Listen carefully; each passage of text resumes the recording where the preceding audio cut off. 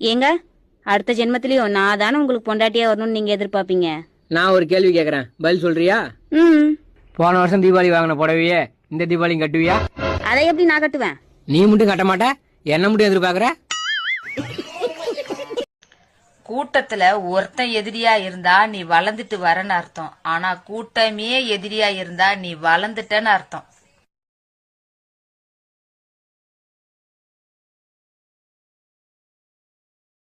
ஏங்க உங்களுடைய favourite song என்ன சாங்க? அப்படியெல்லாம் ஒரு சாங்கும் இல்லடி, ஏன் கேக்குற? இல்லைங்க, உங்களுக்கு பிடிச்ச பாட்டை உங்களுக்கு பிடிச்சவங்க பாடையில இன்னும் ரொம்ப பிடிக்குமா அவங்க, அதனால நீங்க சொல்லுங்க, நான் பாடுறேன். முத்து படத்துல இருந்து விடுகதையா இந்த வாழ்க்கை பாட்டு இருக்குல்ல, அந்த பாட்டை பிடிக்கும்.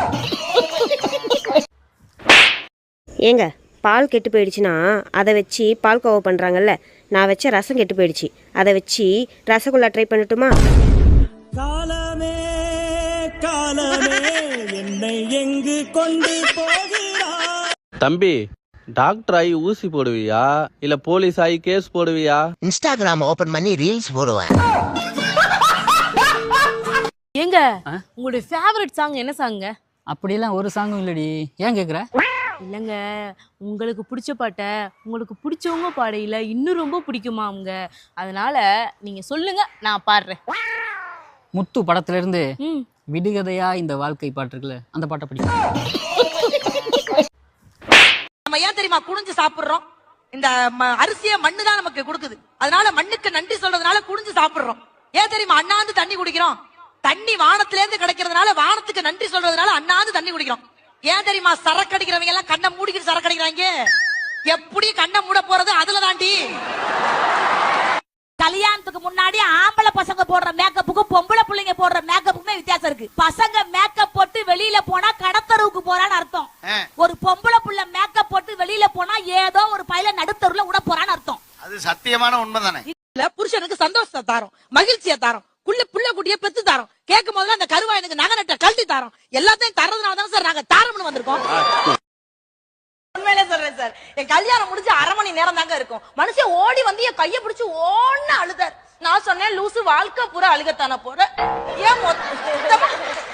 ஏன் மொத்தமா இன்னைக்கே அழுவுற? டெய்லி காலையில 7 to 8 உனக்கு அழுகுற டைம் தாண்டி மாப்பிள்ளன்னு.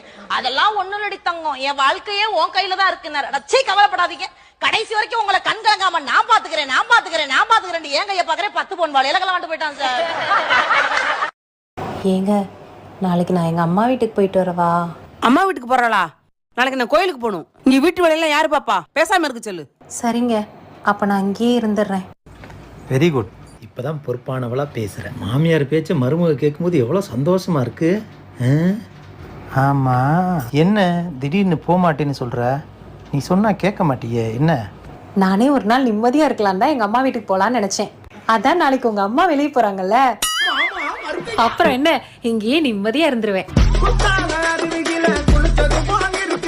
கல்யாணத்துக்கு முன்னாடி போனை போட்டோன்னு வச்சுக்கோங்களேன், சொல்லு சொல்லு அப்படின்னு சொல்லு விடுவாங்க.